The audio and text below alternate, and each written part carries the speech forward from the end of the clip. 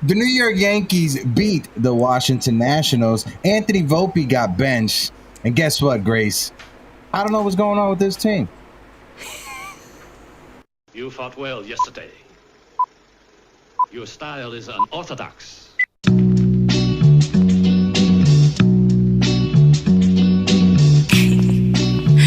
Scorpio.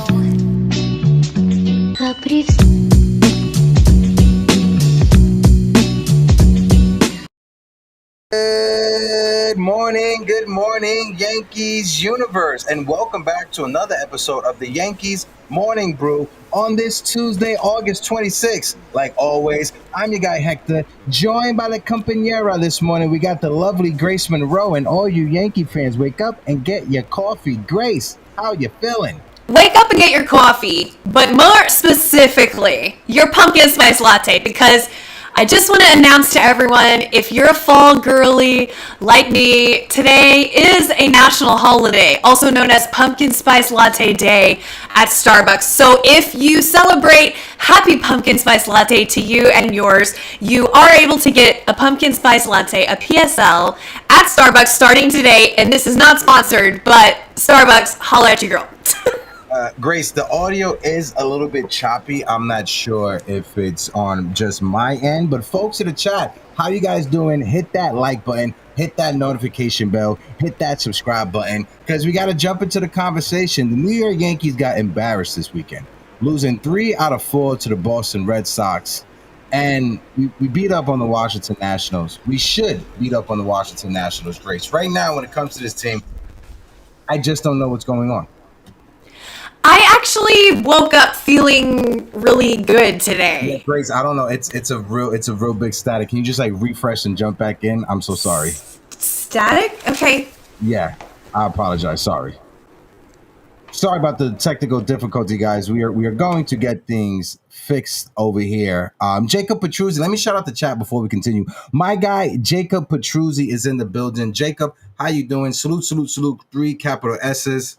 Delulu Yankee fan is in the building. How are you doing? Sorry, I'm just texting Grace so she could get that. My man Delulu Yankee fan is in the building. Salute my guy Delulu Yankee fan. Let me bring Grace back in. How about now, Grace? I don't know. No, is it better? Really? Now. Okay. It's just there's an AC background noise. There's something in the background, a fan or something. Okay, is that better? Yes, perfect. Okay, sorry. Sorry, I really needed everyone to understand that they could get a PSL if they needed one, you know? We're starting off the top of our Yankees show talking about pumpkin spice lattes, but you know what? Your girlfriend, Alex, shout out to Alex, the best mod, the best person in the chat ever, best ever, asked me if I was pretending it was fall today because I have my sweater on. So yeah, I had my fan on, but I guess I'll just sweat it out for the theme for everyone today. Sorry about that. Hopefully it's not that hot. I'm down in the big boot that's Texas. But shout out the chat. My man Philo is in the building. Philo Ramos, if I'm not mistaken. Philo, how you doing, my man? We got Tina in the building. Sis, I hope all is well. Jacob Petruzzi, he's approving. Thanks, guys. He says it's much better. Shout out to my guy Jacob Petruzzi. But like I said, Grace, we got several topics to talk about. Obviously, the Yankees over the weekend losing 3 out of 4 to the Boston Red Sox, getting embarrassed by the Boston Red Sox. How you feeling? Folks in the chat, let us know your thoughts. And like always, hit that like button, hit that subscribe button. Go ahead, Grace. Okay, I don't know if I need to change my handle to Delulu Yankee fan. Shout out to Delulu Yankee fan, who's usually in the chat. But I woke up feeling good today, and maybe I'm here to pump everybody back up to save our tears for another day. But yes, we got embarrassed by the Red Sox this weekend, no doubt. It was horrible. We went into the series, Hector, on Tuesday. We talked about wanting to go into the series with tempered expectations, wanting to take 2 out of the 4, just split the series and move on to the softer part of the schedule, re-up with the people returning from injury, and then get the course correct and head into the postseason. We won 1 game. We should have won the Max Fried game. Okay, that one hurts. Losing 1-0 at home is absolutely unacceptable. Doesn't matter who you're playing. When you get last licks, when you have last at bats, when you're the home team and your starting pitcher gives a performance like he did, it is just, I don't understand. That was horrible. That game though, we almost won. Right? So like, not to, take what is it called? Sympathy. What is it called? Moral victory. Yeah. But it's true. We almost should have won that game. And to me, Boston didn't look that great. Again, we beat ourselves. Okay. So they sat Anthony Volpe in the 4th game of the series. And on MLB Network, they were talking about how this was a must-win game for the New York Yankees. And in this must-win game scenario, they sat Anthony Volpe. Okay? So that gives me hope, Hector, that they know what's going on. Okay? They're not going to come out and talk shit about Anthony Volpe. They're not going to say, yeah, he lost the starting shortstop job. They're not going to do that. They're going to try to keep him a viable option down the road. Okay, that would help. That would serve no one. Just throwing meat to the media. Okay. However, they sat him in a must-win game, and that's all you need to know. That is all you need to know. That was a statement. They sat him, and we won. Then they sat him again. This is a good thing. We're seeing some good progress. We're seeing some repercussions. What we've been yelling about for a long time. Consequences, right? Holding the team accountable. We're starting to see that. We've got Cruz coming back. We've got Yarbrough coming back. Judge is going to heat up. When he's able to go back into the field, it's going to be able to give us a lot more flexibility. I think we've got some things to be happy about. Am I way off? I was gotta say, shout out Stephen B, right? Because I think this is probably one of the first times that we've done this show, and we are split when it comes to our take on the team. Because I agree with you, we should try to find whatever moral victories we can. I get that, I understand that. But losing the way we lost to the Boston Red Sox, especially in that last loss, getting embarrassed 12-1 at home in that fashion. Paul Blackburn got released by the New York Mets, and we decided, let's pick up Blackburn. Maybe we could turn it around. That was an utter disgrace, embarrassing on Saturday. Yes, we won that last game for moral victory. But when you look at the New York Yankees, when you look at the way that this team has been built and currently constructed and played, you would expect this team to play better than we have against the Boston Red Sox. I feel that this roster is better than the Boston Red Sox, but the production we're getting on the field does not equal to what I view this team as, does not equal to what you view or many Yankee fans view this team as. It's embarrassing right now to watch the product that we're seeing on the field. When it comes to the Anthony Volpe experiment, it's just that. It's an experiment, and it has been an utter failure. Grace, Thursday, right? I think I sent you the voice note. It was Thursday or Friday. Thursday, after the game, I'm leaving the press box. I'm going into the elevator. I'm with the beat writers. I'm not going to say who's in the elevator with me. I'm with the beat writers. I'm heading down. We're heading down to do the post game. As we're in the elevator, I hear one of the guys say, well, I wonder what Boone's going to say after this one. And somebody else chimed in. What do you mean? He's going to say, Anthony Volpe is effing elite, bro. And when the beat writers start sounding like Yankees Twitter, when the beat writers start sounding like me or L.I. Yankee King or you or the Ace Avenue or Stephen B or Tina or anybody else on Yankee land, you have a serious issue.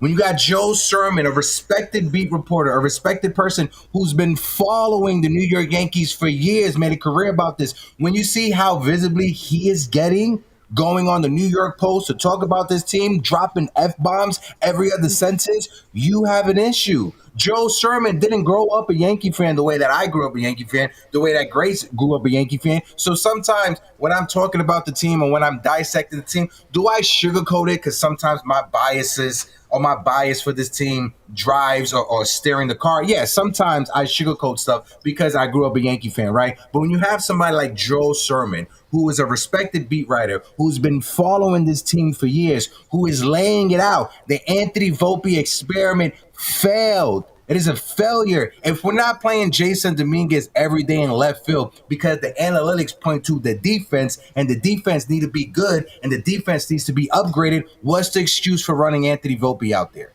Because the defense is horrible at shortstop. It's horrible at shortstop.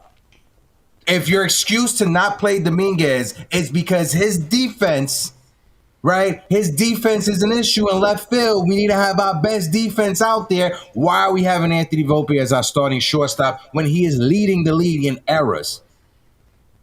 Oof. Did you see that stat that I sent you this morning about Anthony Volpe over 1,500 qualified over the qualified batters with 1,500 or more plate appearances? There's 88 of them. Did you see this that I sent you this morning? I'll look it up, but I don't know what's going on. But there's another. It's choppy again. Hold on.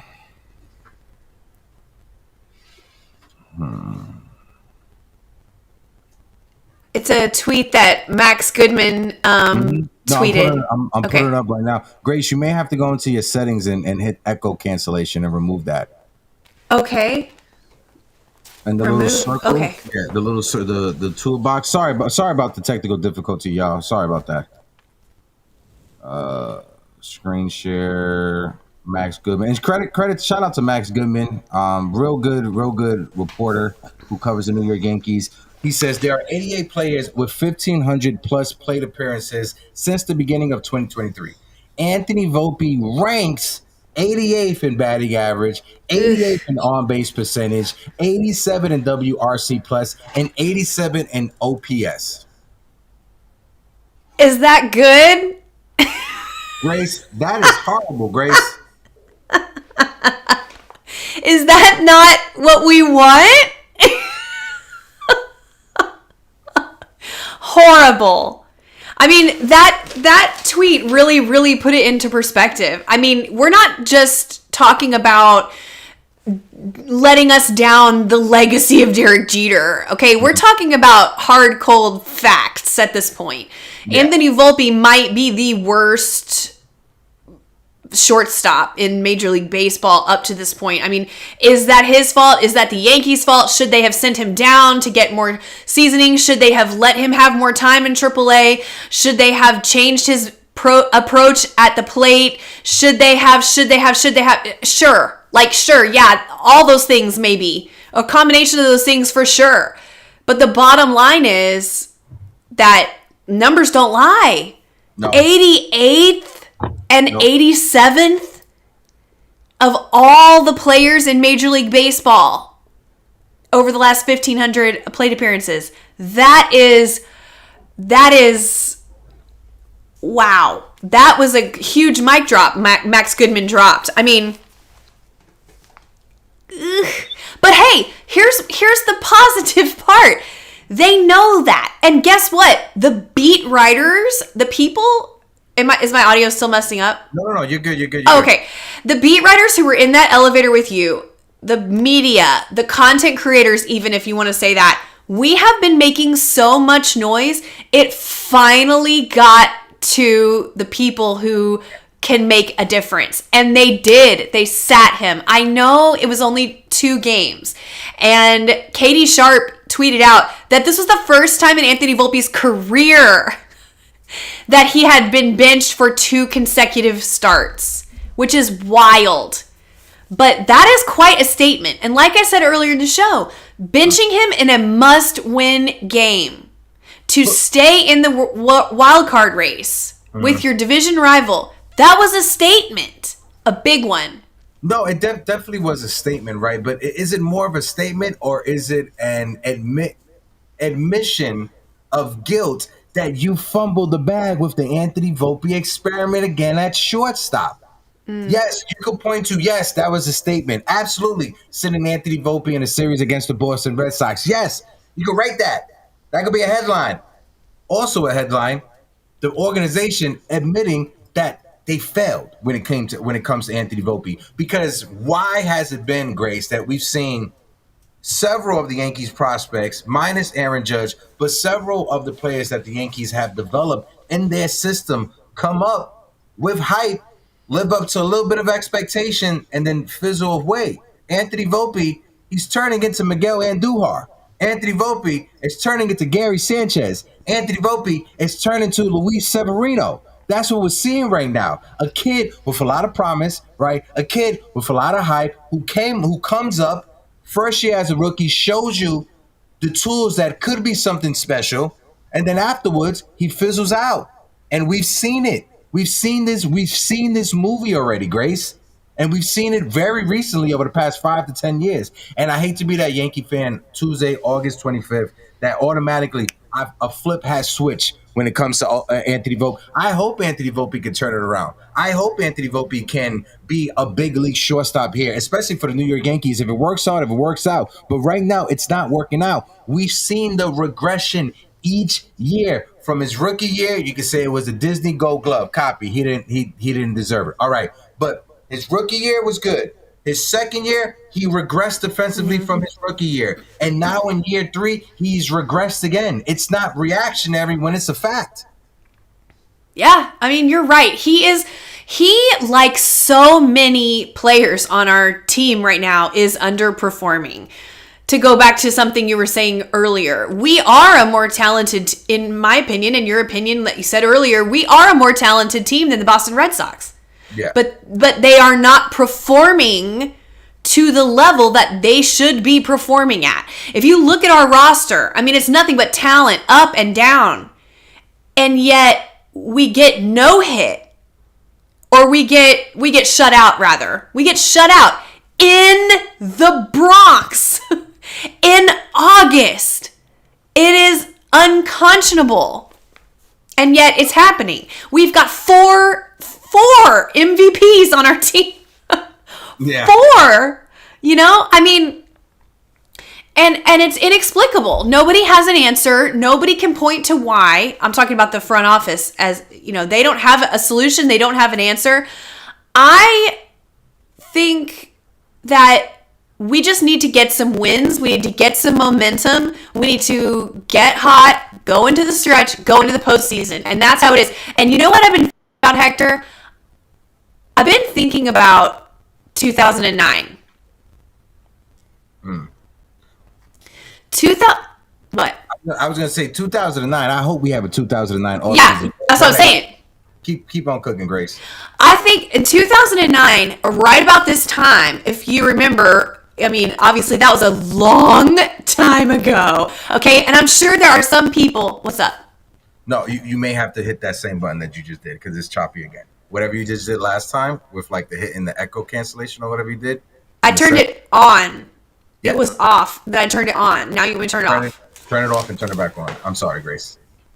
I apologize. It's technical difficulties. We're trying to figure this out. Thank you, Big Ant, for the $5 super chat, helping us keep the lights on over here on YouTube. Appreciate you, big fella, who says the problem is simple. As an organization, we are focusing too much on launch angles instead of situational hitting, basic fundamentals, and small ball. Go ahead, Grace. I apologize for that. Sorry about that. It's not your fault. What's happened? I don't know why this is happening. It's so frustrating. We cannot get this figured out. We switched. Okay, I'm good now. All right.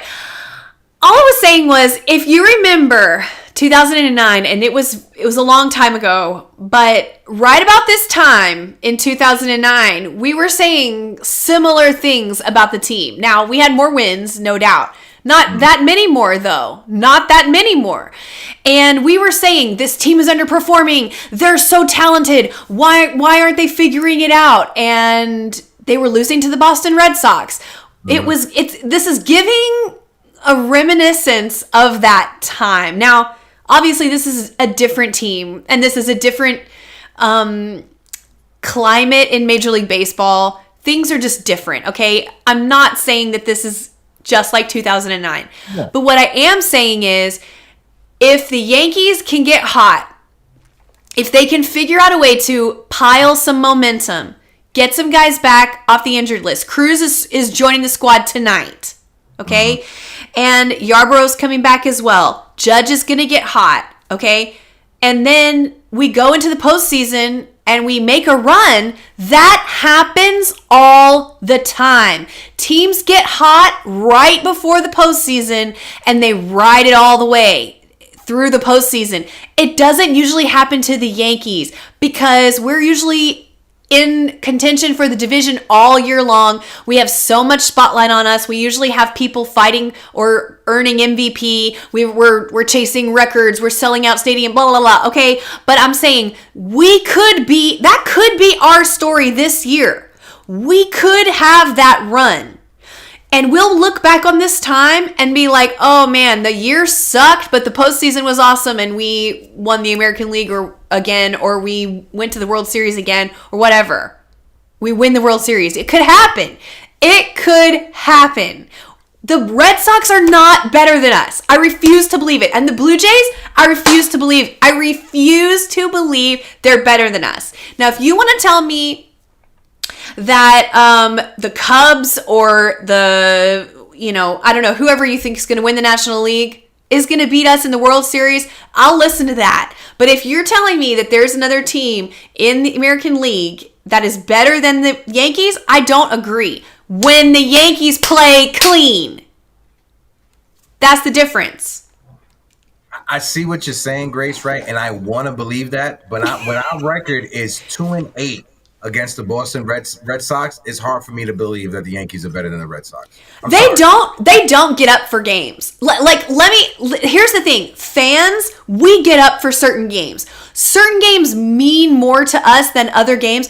Aaron Boone has been extremely clear on his stance, and that most likely reflects the stance of the entire front office.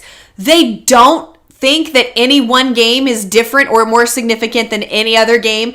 And that is where the disconnect is between the fan base and the organization, because we think those games matter more and they do not agree. No, I don't think it's not of games mattering more or not. It's recognizing, hey, you can beat up on the Washington Nationals. The Washington Nationals, they have the second worst ERA in all of Major League Baseball. You should score 10 runs against the Washington Nationals. You're not doing that against your division rivals. You're not doing that against the Boston Red Sox. You're not doing that against the Toronto Blue Jays. So if the front office doesn't think that a 2-8 record counts or should matter against the Boston Red Sox, then what are we doing here? We're not actually out here trying to win baseball games. We're not out here trying to put a good team together to make a postseason run. If the front office is okay going 2-8 against the Boston Red Sox, whatever your record is, under 500 against the Toronto Blue Jays, but you're okay because, hey, we fucking beat up on the Washington Nationals on Monday, August 25th at the end of August.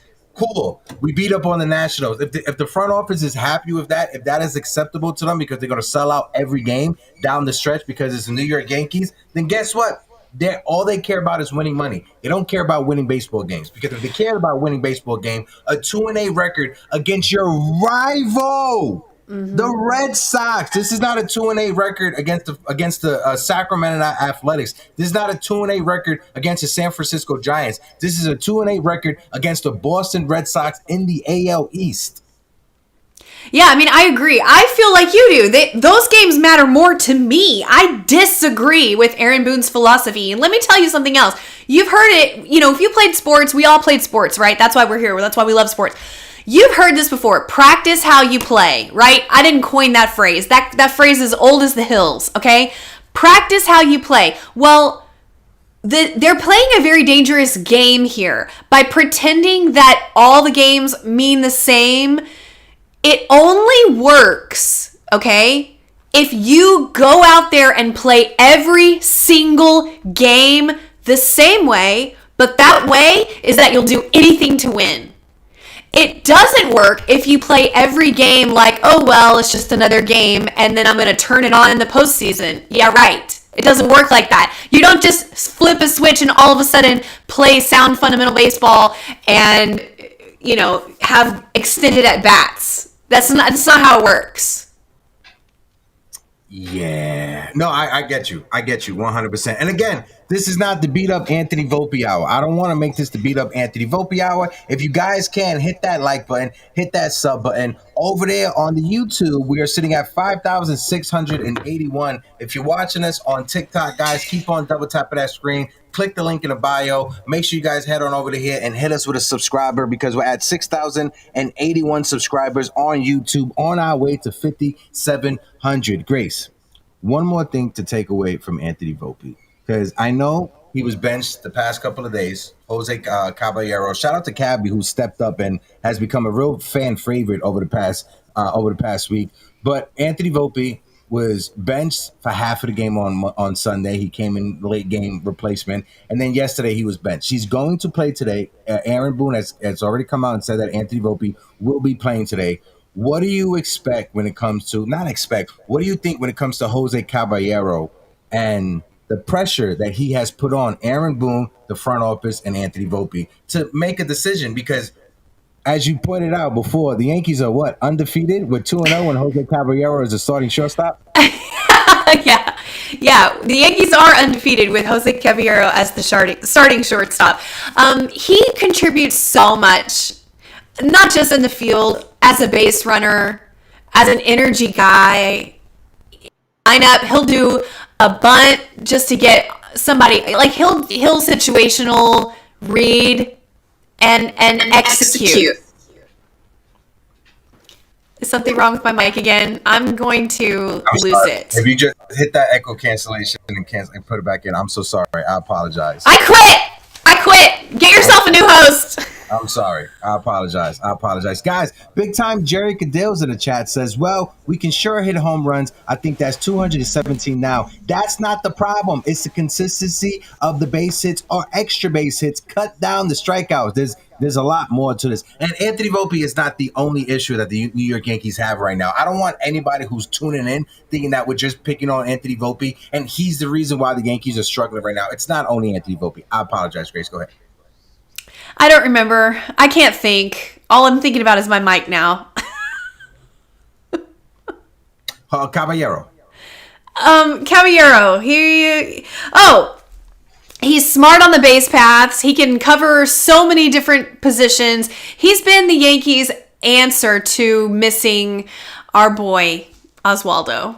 Mm-hmm. Shout out to Oswaldo, who I've been seeing around a lot more. He's starting to kind of walk a little bit more and do some reps and stuff. So hopefully he gets back soon, and we miss him very, very much. Jose Caballero is not a replacement for Oswaldo Cabrera, but he does sort of help to fill the hole that he left in the team.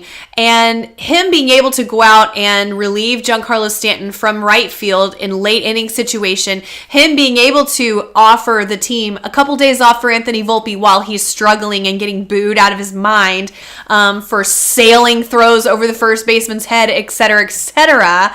It has been a great pickup. It's been a great pickup for Brian Cashman at the trade deadline. It is proving to be very, very useful. Yeah, no, Jose Caballero, a sneaky pickup at the trade deadline. And that's a move, right? When you look at the Jose Caballero move, that's a move that when Brian Cashman makes it, that's a genius move. That's a genius move. But what was the other issues that we had? And that's the issue that we're going on when it comes to roster construction, when it comes to player development, when it comes to the New York Yankees having issues after issues after issues every season. Why aren't we addressing these issues in the offseason? Why aren't we addressing them when they need to be addressed in the offseason? That way, during the season, you're not trying to pick from the scraps, trying to find yourself a third baseman, trying to find yourself a backup shortstop who you can replace Anthony Volpe and give him some time because Anthony Volpe needs some time. This roster. Why didn't they acquire a major league ready shortstop instead of throwing Anthony Volpe in before he was ready? And I see a lot of people, and shout out to everybody that's on both TikTok and YouTube watching us. I saw some people talking about sending Anthony Volpe down to AAA, which that's something that the New York Mets did with Francisco Alvarez. But if you were to do that to Anthony Volpe, send him down to AAA, what happens? He goes down to AAA, he hits about 320, 380, he gets his confidence back up, and then he comes back up here and he struggles? Like, I think they should. How would that be different than just leaving him up here to struggle? He's going to in that scenario, you're saying he'll struggle if he comes back, if he goes down and comes back. Well, he's already struggling, so you're not going to lose anything by at least trying to help him, right? Yeah. At least you tried. Yeah. I mean, when Jose Caballero was acquired, We said this is going to put pressure on Anthony Volpe because now there is a viable option at shortstop. And there wasn't before. That was their excuse anyway, right? So now that Jose Caballero is there, and in theory, he was an option. And now we see in practice that he is an option, and I shall repeat, where we win baseball games when he plays shortstop. 100%. That is going to either iron sharpens iron and Anthony Volpe comes back and he settles in and he plays better because now he's playing for his job. Or he will crumble under the pressure. He will ride the bench through the postseason and he'll fade away next year in spring training and arbitration. That's the two options. Yeah, and Joe Sherman said this. When you look at Anthony Volpe, right, there's been plenty of cases of big leaguers who's come up in their first couple of seasons, been horrible, and they've been able to turn it around, right? But when it comes to Anthony Volpe, can we hope for that to happen? Maybe. Do I have faith that it can happen? From recent history, especially when it comes to the New York Yankees, I haven't seen anything outside of Aaron Judge when it comes to development, when it comes to big league talent, staying here let's just look at it. Let's take a step back. Look at from when Aaron Judge first burst on the scene as a rookie. Tyler Austin, it's not even in the big leagues anymore. Greg Bird, not even in the big leagues anymore. Luis Severino, he hates it with the athletics. He pitches horrible at home. He pitches way better on the road. Gary Sanchez is a backup catcher that's relied more for his power than on being a catcher. Miguel Andujar, he's hitting well in Cincinnati, but that's after 2 years of rehabbing, 2 or 3 years from rehabbing from injuries. Oswald Peraza, another fantastic shortstop we had in our system. Every time he's in AAA, he hits over 350, but for some reason he can't produce at the major league level. So we've seen it, like I said, we've seen this TV show, we've seen this script before, especially when it comes to the New York Yankees. When it comes to player development, they have failed, right? Outside of Aaron Judge, hopefully Cam Slittler can keep this going because he looks phenomenal. Clark Schmidt, hopefully he comes back from his injury. But outside of the pitching and Aaron Judge, the position players, the Yankees have not been able to develop them. Because when you had Gary Sanchez on this team, you were still starting Kyle Higashioka over Gary Sanchez. It's like they only care about home runs. That's all they care about. It seems like that's all they care about in the Yankees organization. If you hit home runs, you'll go to Major League. Like they will take you out of minor league and they'll send you to the Major League team if you hit home runs. And then once they get here and they realize that A, it's not as easy to hit home runs in the big leagues as it is in the minor leagues. B, you got to do more than hit home runs if you're going to have longevity in the league. Like you know what I mean? Yeah. And go ahead. No, go ahead. Finish. I'm sorry. No, it's like Anthony Volpe. I don't think that they should throw him away. Same. I think what he would benefit from is a streamlined plan for his game. I feel like he's been getting mixed signals and mixed messages. I don't know if that's from him having 3 different hitting coaches while he's been at the major league level. I don't know if that's from the uncertainty of him having the shortstop job or the uncertainty of him where he's going to bat in the lineup. You know, they tried him at leadoff, they dropped him down, then he was in 9 hole, then he's in the 6 hole. Like maybe that's affecting his development as far as knowing what is expected of him at the plate. But what confounds me is that he had always up to this point had his defense to fall back on. And now even the defense is suffering. So not only is he struggling at the plate, which I think he would benefit from a streamlined plan. Either go out and level out your swing and hit for contact, or go out and be a slugger, or go out and work walks. Like what is the plan for him? What is his 2-strike approach? 0, nothing. Like what is the plan? He needs a f***ing plan that he can execute every day. Okay? First of all, that. Second of all, now his defense is crumbling. So now it's like, what is happening? Is it a mental issue? Is it what is, not mental, you know what I mean? Is it an inexplicable issue, or is it a physical issue? Is what I mean, right? Is my mic messing up again? Yeah, moving on to I want to bring up Cam Slitler if you could just hit that one time. I don't know what's going on with Restream. We're using a new streaming platform, folks. So sorry about that, but yes, when it comes to Anthony Volpe, this is a conversation that can go in circles and circles and circles and circles.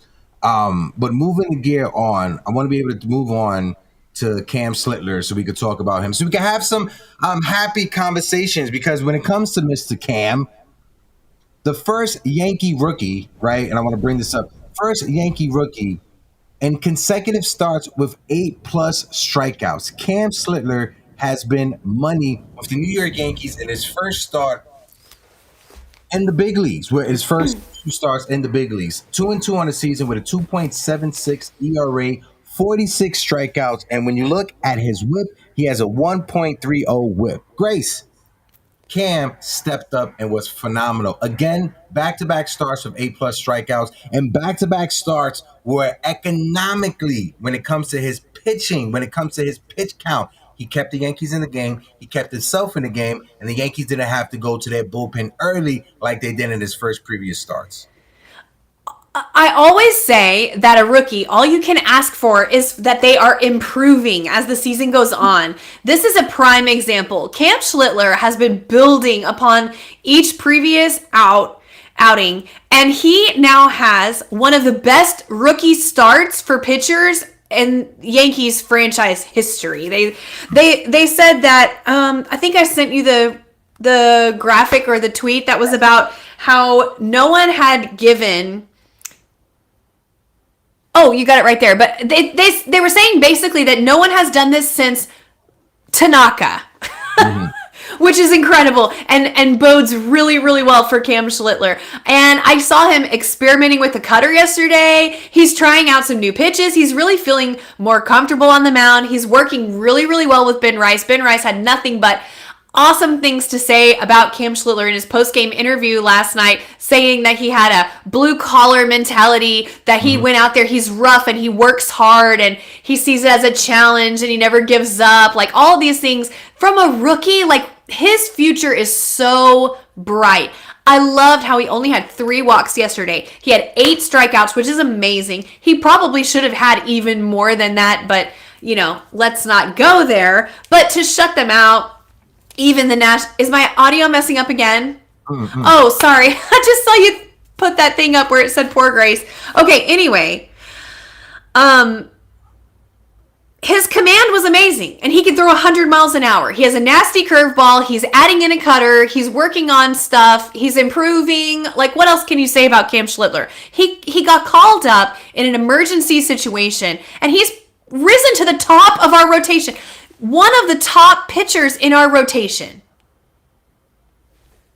I mean, for a couple weeks there when Max Fried was really struggling and we were all very worried about Max Fried, would you not have rather had Cam Schlittler on the mound than Max Fried?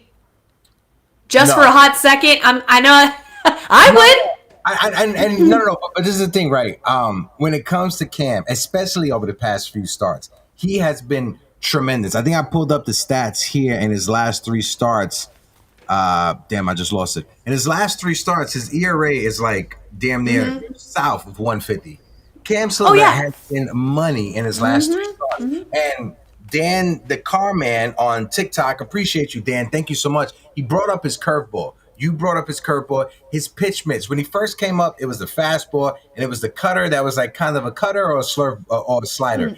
Now he's thrown in that curveball, and it's given an extra look that the hitters are trying to pick up. Now let's see what happens in his next start, because 2-3 starts, the scouting report starts going around when it comes to that curveball. Let's see what happens, because every time the challenge has been thrown to Cam Slitler, he has responded.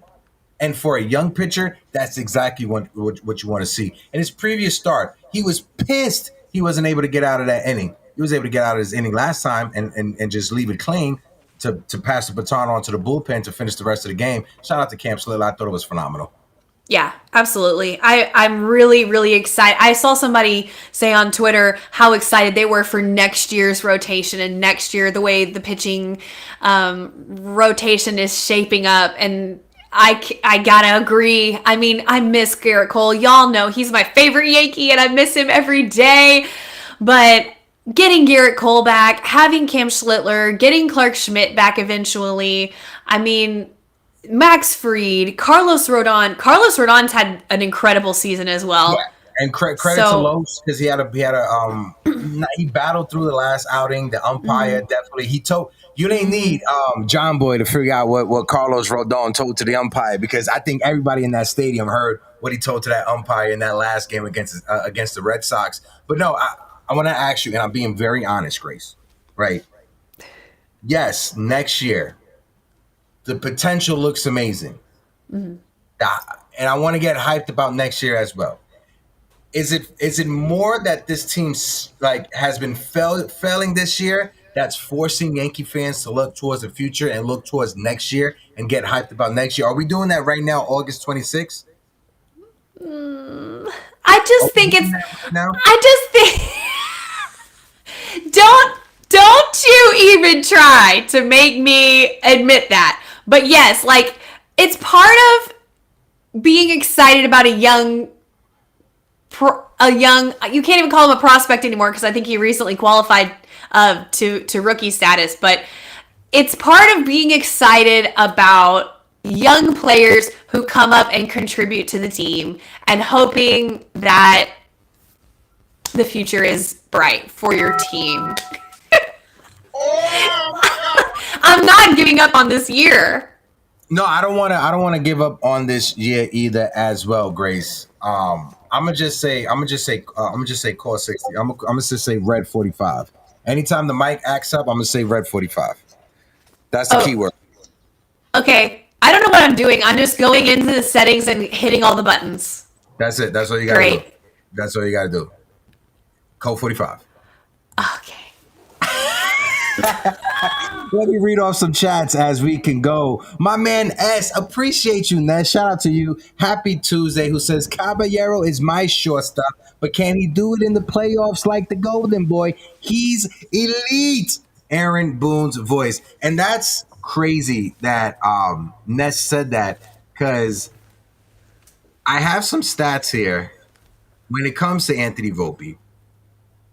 In the clutch, Anthony Volpe's WRC plus in high leverage situations. Do you want to take a guess what it is, Grace, in 2025? What? 125. He's great. He's great in high leverage situations. He's a 109 WRC plus as well in high level situations for his career. He has an 815 OPS in the playoffs. And that's what's frustrating because Anthony Volpe shows you glimpses. He Yeah. shows you things that what could be if I put it all together. But for some reason, it doesn't get put together. Well, he's just so streaky.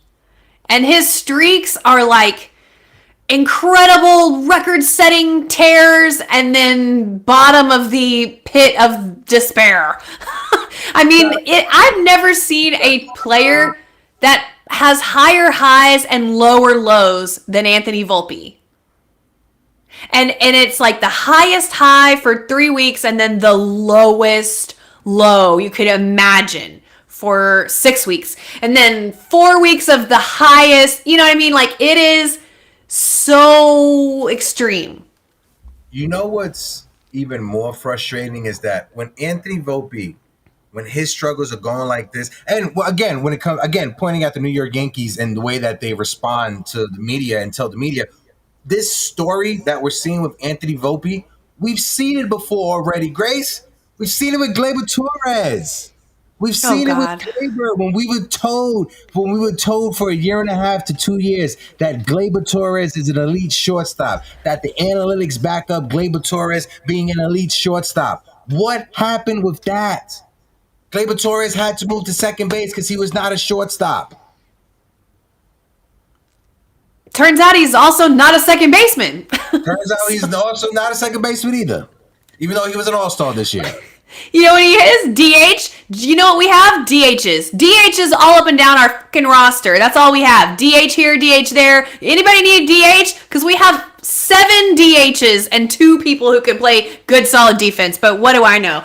See, now you got me. You happy, Hector? Are you happy?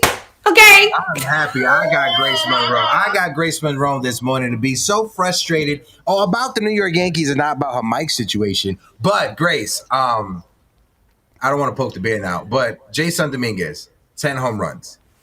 Yeah. I was very happy for him last night.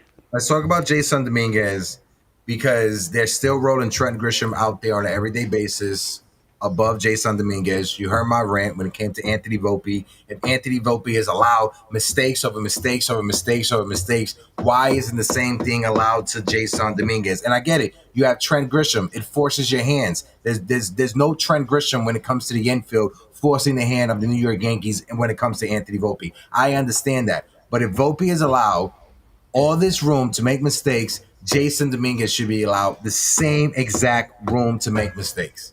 I'm sorry. I'm done with the excuses. I listen, you know I love Jason Dominguez. Everybody in the chat knows that I love Jason Dominguez. D in the chat says, "Go off, Grace."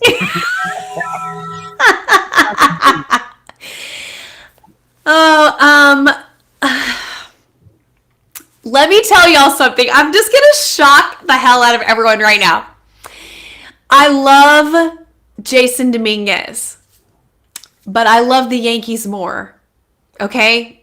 I want to win now. Am I shocking you? I don't want to trade Jason Dominguez. I don't want to bench him forever. And also, I want to say Trent Grisham can play with Jason Dominguez. It's not a Trent or Jason, okay? Jason plays left. Trent plays center. I don't understand why everybody keeps saying, oh, Trent over Jason. Like, what? They play different positions. Like, am I crazy? Move Cody to first. Have Ben at the catcher. I don't even want to see Austin Wells again. See, if you really want to get me riled up, bring up Austin Wells. I'm done with Austin Wells. That's the perfect move right there. Because if you want to have your best lineup, your best offensive lineup is because right now, I don't care what you say, Jason Dominguez, I'd rather have him at the plate than Austin Wells. I don't care that Austin Wells has double-digit home runs, almost 20 home runs on the season. I don't care. I'd rather see Jason Dominguez up there. You have Ben Rice as your catcher. You have Cody Bellinger as your first baseman. And you have Jason Dominguez as your left fielder with Trent Grisham as your center fielder. If you have to make a late game substitute defensive placement, you move Cody Bellinger's ass to the outfield, you bench Jason Dominguez, and you bring in somebody else. Or if you have Giancarlo Stanton in right, Trent Grisham in center, Jason Dominguez in left field. I get it. I understand defensively. That's not the best defensive outfield rotation or outfield lineup you want out there. I understand that. But you need to score runs. Mm-hmm. You need to score runs. And right now, as much as I love Paul Goldschmidt, he can only hit against left-handed pitching. He can't hit against right-handed pitching. And that's fine. He can come off the bench against a left-handed pitcher late in a game. He can still play good defense at first if he needs to, or just come in to pinch hit and then a defensive replace him after that. Like, you have options. That's what it's about. That's what Aaron Boone has been wanting. Now you have those options, and yet you're not using them. Code 45. I want to shout out some chats before we continue. Leon, number 15. It's like, Grace, it's like, you know what, all Grace is out the window. You know what he said? Grace is like, you know what? All Grace is out the window. Shout out to Leon. I couldn't read it for a second. I had a brain fart. Ness said, is Jason still a switch hitter? Yeah. No one knows. It's a mystery, you know? Yes, he is still a switch hitter. Yes, he has the brightest future, y'all. I will never give up on Jason Dominguez, okay? I've seen some concerning things in the outfield, okay? And I love the Yankees and I want to win the World Series, okay? And I'm not here to place my love for Jason Dominguez over winning, over the interest of the team and us trying to chase a 28th World Series ring, okay? However, you can still utilize his strengths carefully. If you have a manager that knows how to manage a bench, then you can still use him more than they are using him. And that's what I want to say about that. I just want to shout out Dan the Carman on TikTok. Yes, I do allow guest up on TikTok, but that's when we're doing the TikTok only show, not the YouTube show. Right now we're live on YouTube, Uptown Sports TV, but I'm hosting it on TikTok. We're live Tuesdays and Thursdays like this on YouTube. Monday, Wednesdays, and Friday I'm gonna start doing the reverse thing live on TikTok, but streaming on YouTube. So if you want Dan, you could definitely come on and join the conversation. I appreciate you. Dan says, "Damn, so we just writing off Aaron Judge?" No, I don't want to. I don't want to write off Aaron Judge because it kind of felt like we haven't talked about Judge so far, this entire conversation so far. So I want to switch gears, talk about Aaron Judge for a second, because Aaron Judge, over the past 30 games, Grace, Aaron Judge's batting average has been close to 200 since coming off the IL. Yeah, I don't think he likes being a DH. I think he really hates it, honestly. Yeah. I think he misses being in the outfield. You know, Giancarlo has been vocal about the mental switch that it takes to go to just full-time DH. Sitting on the bench while your team is playing defense, being ready when it's your turn to bat, not getting too, staying clued into the game, the rhythm. It's so different. Aaron Judge has not done this for an extended period of time in his career. This is totally, and you might think, oh, well, it's not a different position because everybody hits. But if you really want to go there, it is a different position. It requires a different temperament. It requires a different mental game. It requires a different skill set than before. So I don't think he likes being a DH at all. I wouldn't be surprised if when he re-enters the field, if his batting numbers go up. Oh yeah, I would definitely would agree with you. If I had a crystal ball, I would definitely look into that crystal ball and I would see Aaron Judge's batting average or stats improving as he goes into the outfield. No, so I definitely got to agree with you on that. When it comes to the MVP race, I know a lot of Yankee fans are going to hate what I'm going to say. Right now, Kyle Riley is the MVP.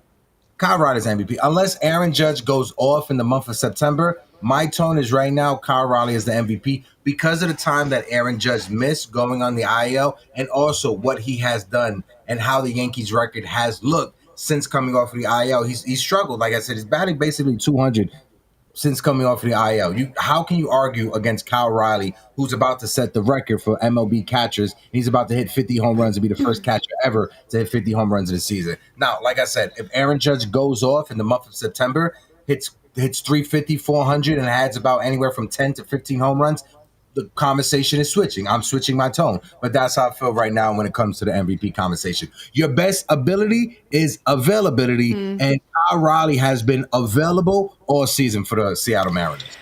I think he did hit 50. I think he hit 50 last night. Oh, he hit 50 last night, Copy? I think so. I was at the Liberty game last night, so I was tuned out from basketball. I was I'm just adding to your point. But yeah, I disagree with you respectfully. I think Aaron Judge is great. Sorry, I just looked it up. Thank you, Dan. I appreciate you. You're good. So, I think I disagree. I think Aaron Judge is still the MVP. However, I will say that I used to think there's no chance that Cal Raleigh is MVP, and now it's definitely a conversation. It's more of a race now than it was before. I still think Aaron Judge edges out Cal Raleigh, but the fact that he's even made it a conversation to me is big. Congratulations, he's having an incredible year, an incredible season.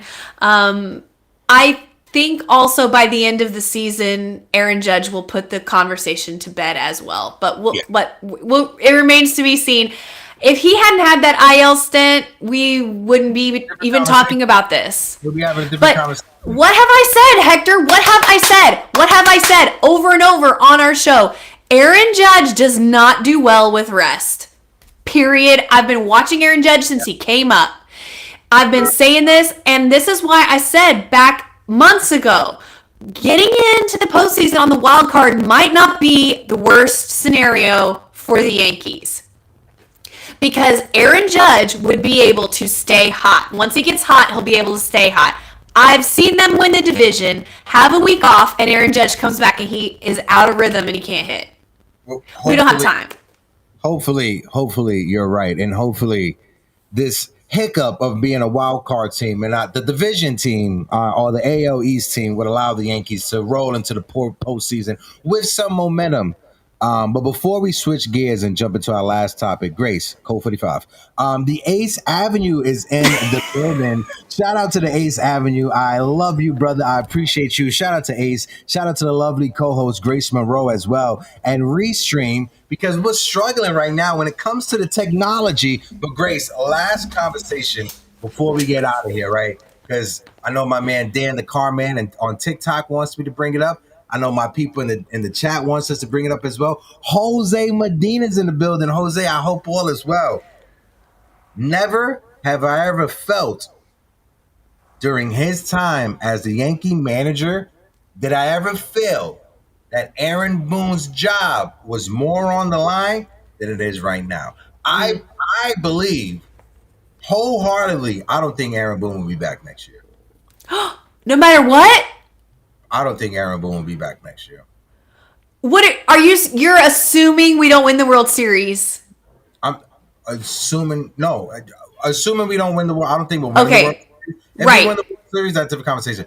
I don't think we're winning the World Series, but as of right now, I do not think that Aaron Boone will be back next year. And you want to know why? Why? Yeah. It's one thing. Again, I'm gonna keep on hitting the nail on the head. It's one thing when me, you, folks in the chat, Ace Avenue, Jason161. It's one thing when all of us Yankee content creators and fans are screaming for Aaron Boone to be fired. It's one thing for all of us to criticize him. When Michael K goes 2 to 3 weeks in a row, dog walking you on his radio show, there's a problem. There's a problem in paradise.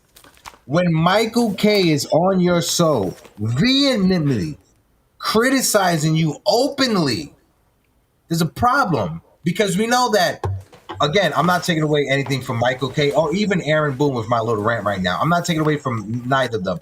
But Michael K, we know that he's connected with the New York Yankees. I'm not saying he's a mouthpiece for the New York Yankees. Michael K is a fan of the Yankees the same way that we are fans of the Yankees, right? But the difference between myself, you, and Michael K has an intertwining connection, deep connection, inside connection with the New York Yankees. So Michael K, the fan and the sports journalist and radio host, if he feels something, he has people that he can call up and ask, hey, what's going on with this? Hey, what's going on with that? Hey, is this an issue over here? And he will get more responses than we would ever get from the Yankees. So I'm pretty sure that somebody connected with the New York Yankees is probably feeding Michael K some inside information, and Michael K is using that to start sprinkle the tea leaves and get everything ready. So when the moment that happens, Michael K could be the first one. See, I told you in the last month of August for 2-3 weeks in a row that the decisions weren't right. The managerial decisions with the bullpen wasn't right. And I'm saying it right now, never have I ever felt that his job was more on the line than it is right now. You sent me the pictures, Grace. Yeah. From spring training and the other one from the other night. Boone looks drained. Dude, I looked that up myself because I was like, I know that he looks worn out. He looks exhausted. He looks stressed out. The bags under his eyes, the color in his face. I said, let me just go ahead and Google this for myself. I Googled a picture of Aaron Boone in spring training of this year and a picture of Aaron Boone 2 weeks ago, I think. And y'all, the side by side is crazy. It looks like, when somebody becomes the president and then they get a bunch of gray hair and a bunch of wrinkles overnight. It feels like because their job is so stressful and they know so much about what's going on. There's so much on their shoulders. It's like that. It is like that. That's why I sent it to you, Hex, so you could bring it up and show people. It's crazy. He is stressed. Yeah, he knows. He knows that his job's on the line. He knows he can't force his players to go out there and play. Bro, he's got so much pressure on him. I wouldn't be surprised if they don't win the World Series. I wouldn't be surprised if they don't bring it back. And he probably knows that. He probably knows that the results of this season will determine his job. It matters, Grace. It matters. As of right, again, like I said, as of right now, no one's from inside the Yankees have told me to say anything right now. This is all speculation. This is all me and Grace hypothesizing things, right? But when you look at it again, like I said, when the beat writers, when the people that cover the team on a daily basis, when they start sounding like Yankees Twitter, you have an issue. The alarms need to start going off in the front office. Oh, yeah. The product that we have been seeing, this is not Yankee baseball. It's not. And the noise is loud. The noise is very, very loud. And you were able to mask the noise last year. Why were they able to mask the noise last year, Grace? Because they won the American League and they went to the World Series. Not even that. You know why they was able to mask the noise? Because this is an issue that's been going on since I want to say 2022, 2023. Why was the noise masked last year? Because they went out that offseason and traded for Juan Soto. So it brought the front office one more year of breathing room. It brought grace period. It made the Yankee fans happy because the front office went out there and got a big-time superstar. You didn't do that this offseason. You actually lost your superstar to your crosstown rivals, the New York Mets. It ain't good. But I really think that it's going to be fine. I really think it's going to be fine. We're going to do really well over the next 10 games. Count it. Then we're going to go into the the Jays, the Red Sox, and who's the other team? The Tigers we still have to play, right? Am I wrong? No, you're right. We start we start a series right after this. Again, I'll bring up the schedule right now. Code 45. Okay. I'll bring up the schedule right now for you so we could go over that. Go ahead, Grace. And we won't win those series, but, we'll win a few games here or there. Then we'll finish the season with another soft part of the schedule, and we're going to get into the wild card. This is what's going to happen, y'all. We're going to get into the wild card, and we may or may not have home field advantage. Whoever we play in the wild card series, we're going to win. This is a hot take. We're going to win the first round. Oh, yeah. Also, too, shout out to Miguelito on TikTok who pointed it out there. Also, Grace, Code 45. Miguelito who pointed it out there and said, shout out to the AL, the American League last year for being weak, helping the New York Yankees get to the World Series. Absolutely. Because last year, that gauntlet that we had to go through, going through the Kansas City Royals and going through the Cleveland Guardians, two teams, Grace, that are outside of the playoff picture this year. Both playoffs last year to get to the World Series are not even in the conversation for the playoffs this year. Look at that. I can't even. I want to. Y'all. If I can real quick, I apologize. Colt 45. Shout out to my guy Ace Avenue with the Colt 45. Shout out to Ella Falcone on the Tiki Talk. Thank you so much for the Tiki Tikis and the flowers. And guys, thank you so much for the heart means. If you guys keep on double tapping that screen, I apologize, Grace. So sorry. I don't know. Anyway, I digress. We're going to win the first round, okay? The second round remains to be seen. Depends on who we play. It depends on, a lot of things, but I don't think we'll get bounced in the first round. I know that's the narrative a lot of people are saying. I think we'll go about halfway through, probably. Could we go all the way? Yes, it is possible. It is possible. A lot of things have to go right. Could those things go right? Yes. Do I want to believe they will? Yes. Will they? Probably not. I want to shout out I want to shout out my man Hector in the chat. Hector, hey, how you doing, Heck? Hope all is well. Grace, many things can happen, Grace. Grace, I can wake up tomorrow and fucking hair can grow on this bald ass head of mine. Will it happen? No, probably won't. Could it happen? It probably could happen. Could happen, but will it happen? I don't think so. So when we look at the Yankees team, when we look on the prospects of making it out of the postseason in the first round, could we make it out of the postseason in the first round? Yeah, we definitely could. Will we make it out of the postseason in the first round? I highly doubt it. I was just thinking how Yankees fans don't want to hear that the Yankees are the Dallas Cowboys of Major League Baseball, but the truth hurts. And yeah, we 100% are the Dallas Cowboys of Major League Baseball, okay? And take it from a Dallas girl, okay? Take it from a Dallas girl who loves the New York Yankees.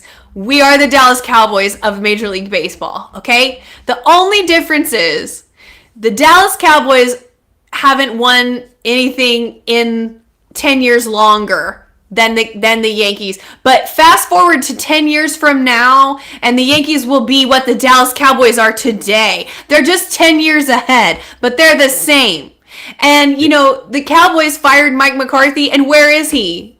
Nert where? And where is Anthony Rizzo? Nert where? Where is Verdugo? Nert where? When the Cowboys cut you, you go into oblivion. Same as the Yankees. And yet 2 weeks ahead, or 2 weeks ago, they're telling you, oh, they're the best. They're the best. Don't worry about it. Yeah. Where is Stroman? Where, you know what I'm saying? Like, this is crazy. I'm just going to say this right now. My birthday is September 8th. I am mentally preparing myself to have one of the worst birthdays of my life because the Yankees play the Toronto Blue Jays September 5th, 6th, and 7th, which means on the day of my birthday, the 8th, the bloodbath, the day after the Yankees probably are out of the playoff picture because let's face it, do I have faith that the Yankees will beat the Toronto Blue Jays? No, we're 5.5 games behind the Blue Jays right now. I think we're behind the Red Sox when it comes to the wild card in the American League. I don't know. I got that wrong. Right. Hold on. Let me just look at it real quick. Don't worry. But let me finish this point. Yeah, well, half game behind the Boston Red Sox. Go ahead, Grace. Yeah, well, half game, and we still have to play them, and we're going to beat them. It's going to be fine. But here's the rest of my point. When Jason Garrett was the head coach of the Dallas Cowboys, okay, the fans hated him. But the team loved him. Why? Because he was soft, because he was one of them, because he protected them, and the fans cried for years, get rid of Jason Garrett, we're never going to win with him, he's not la la la la la. And the fan base condemned him because he did one thing on the sideline, and if y'all are football fans, you might know this. He did one thing on the sideline that really pissed off Cowboys fans, and it was the clapping. He was always clapping. Even if, you know, we've had a pick six, they'd show him on the screen and he'd be clapping like, okay guys, okay. Well, what does Aaron Boone do that we all hate? What does Aaron Boone do in the dugout that the fan base just, it irks them to the core? Like, stop doing this. He's always blowing bubbles. He's always blowing bubbles with his gum like, oh, I'm just chewing gum here, having a nice time, and it's going to be fine. Don't worry, guys. And it's the same. The Yankees are the Cowboys. Deal with it. I know you don't want to be because you hate the Cowboys, but deal with it. It's true. I gotta say this: those Yankee fans, right, that complain about Aaron Boone blowing a bubble. You know why they complain about Aaron? Because they can't fucking blow a bubble. That's why. The only people that complain about other people blowing bubbles is motherfuckers that can't blow bubbles. It's the same thing. People who complain about people who whistle is because they can't whistle. You know how I know? Because for years I complained about people who whistle because I can never whistle. And now because I'm 35, they're about to be 36, I figured out how to whistle a little bit, and now I'm whistling Dixie all over the fucking place. But I pulled up this video, right? Because this is a video that I wanted to make Yankee fans rage. I understand how the algorithm works, so I wanted to put clickbait out there, and it did exactly what I wanted to do. It it garnered the reaction from Yankee fans that I wanted the reaction from Yankee fans. This is a video of George Steinbrenner, and I titled this is an owner that cares about winning. Oh, if the audio would play. Mr. Steinbrenner, as you watched your team walk into this locker room, there were tears in your eyes. This is truly, you can say it now, one of the greatest teams in baseball. We really worked for this. This team, I've never seen anything like it. They just never quit. It was an emotional team. Joe did a great job. He and the players deserve all the credit. And it was that part, the end, when he said him and all of the players deserve all the credit. Ace Avenue says, not gonna lie, Heck is right. I can't blow bubbles.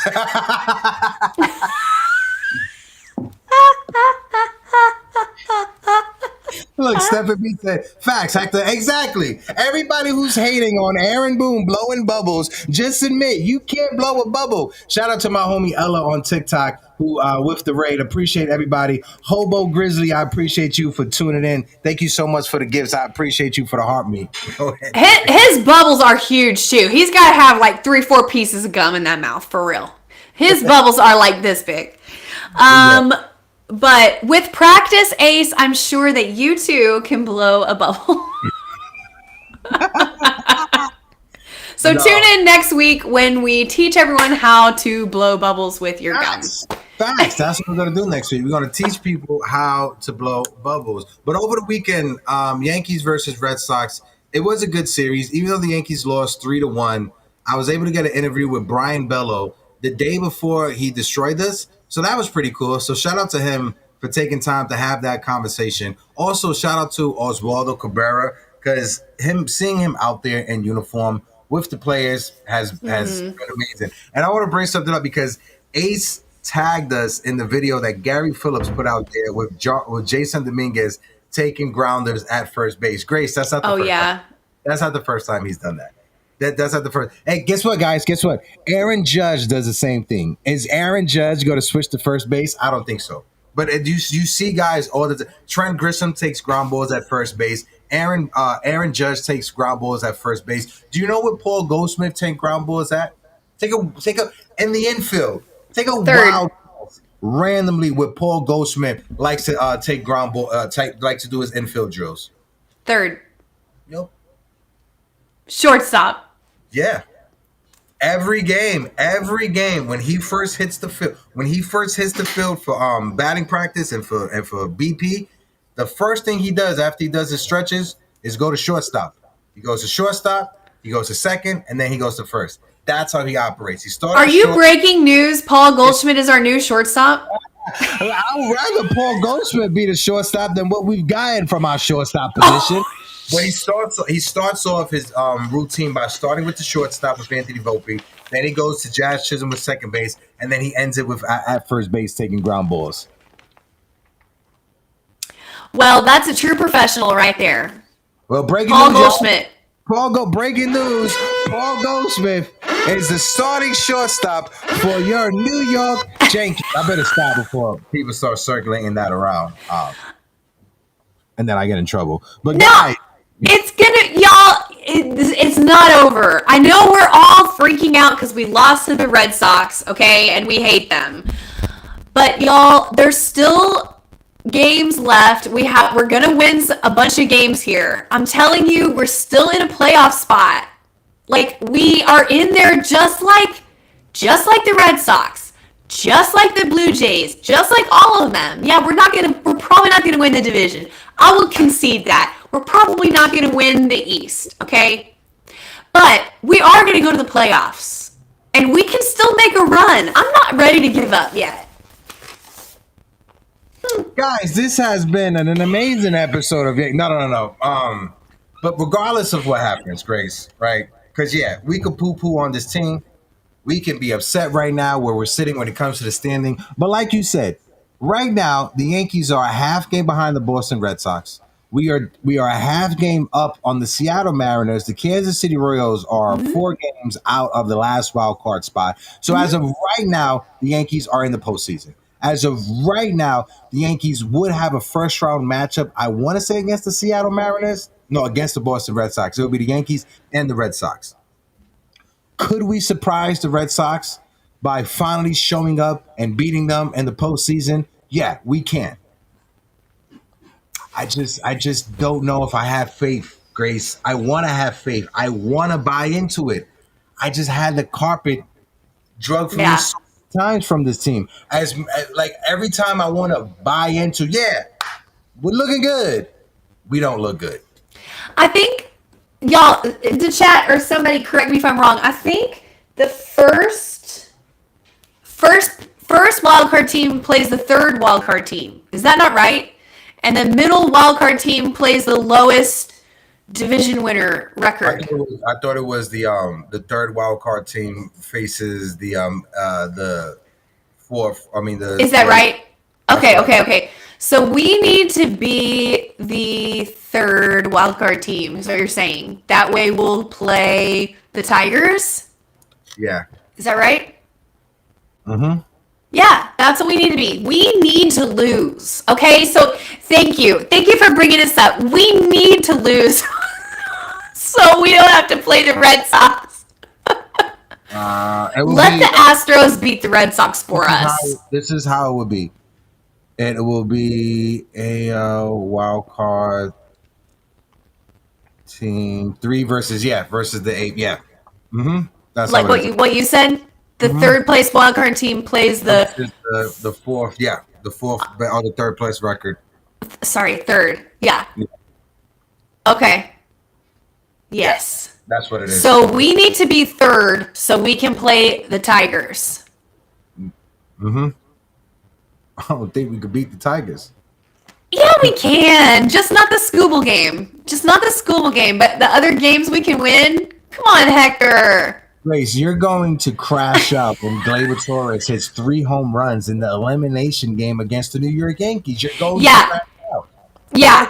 Every Yankee fan is going to crash out when Gleyber Torres hits 3 home runs in the elimination game against the New York Yankees when Detroit beats the Yankees. You're going to crash out. You know what? You know how I know we're going to crash out? Because Yankee fans crashed out when fucking, what was that dude's name? The 2005-2006 playoff run against the Tigers, we got shut out by their starting pitcher who pitched for the Yankees. Oh my God! You know, one thing about me, Hector, is that I am not afraid of Gleyber Torres. So if Gleyber Torres, when the Yankees lost to Kenny Rogers in the playoffs. Kenny Rogers, a former Yankee who sucked with the Yankees, who was horrible with the Yankees, who was god-awful with the New York Yankees. And as soon as he left the Yankees, in his last performance, what he does? He shoves it to the Yankees as a member of the Detroit Tigers. Maybe he has some green stuff on his hand. I don't know. He was a cheater. Still mad about it. I'll tell you right now, if Gleyber Torres hits a walk-off to send the Yankees home and advance the Tigers, I will be pissed, but I will not regret sending Gleyber away. I don't miss him. I don't care if he wins MVP of the American League. I don't care. I am so glad Gleyber Torres is not a New York Yankee anymore. I wake up every day of my life and I thank the lucky stars that I don't have to watch Gleyber Torres play baseball day in and day out. And that will never change. Code 45. Shout out to Jose Medina in the chat who says, agree with Grace. Only Scooble game is a problem. Gleyber would trip up on his beard around the third base. He ain't doing jack. Jose, make sure you save this. I'm going to save this for you because when Gleyber Torres hits 3 home runs against the Yankees in the postseason, I'm going to say, I told you so. Kenny Rogers was wearing, whatever he had on his hand. Shout out to TC Stills in the building. My guy who says, Grace, what have you been watching? The Yankees ain't winning a playoff game. A game? TC, my dear, my sweet TC. Oh, you are so negative. I can't. A game? Okay, that is a lot. That is, and also, we haven't even talked about Jazz. Oh, God. And we're running out of time. We got to get out of here. Yes, real quick on Jazz Chisholm. Give your take on Jazz, real quick. Real quick on Jazz. I just wanted to say that I literally was moved to tears the other day when he hit that home run after he had just lost his best friend. If you follow Jazz on Instagram, he posted the night before about him suffering a very difficult personal loss. And so I do follow him. I saw that. So when he hit that home run, I instantly knew that he was going to be moved and that it was going to be so significant to him. What I didn't know is that it was his 100th career home run. He will never forget that one. As he rounded the bases and he pointed up to the sky like he always does, then he went back and he did it again. I know it was for his friend. He was tearing up in the dugout. He fell into Aaron Judge's arms. We all saw it. They showed it on TV. And then they said he had suffered another personal loss about a couple weeks ago, which nobody had talked about. This just goes to show these people, these athletes are people. They are dealing with things in their own personal lives. We're on here talking about slumps. They're losing family members and friends sometimes. And so Jazz has been on an absolute tear lately. 6 home runs in his last 13 games. I think three home runs in his last 2 games or something. He also is the first Yankee since Curtis Granderson to have 25 or more home runs and 20 or more stolen bases in a season. So, I mean, he's having a great year. He's putting it back together. I just want to give a shout out to Jazz, who's been going through a lot. And I'm happy for him to have some success here at the end. Yeah. So that's really it. Oh, same. He could have a 30-30 year. Literally, he could. He could have a 30-30 year. Shout out to Jazz, because Jazz, one of the most talented players in all of Major League Baseball. He has the 5 tools. He has the 6 tools. It's just could he put it together?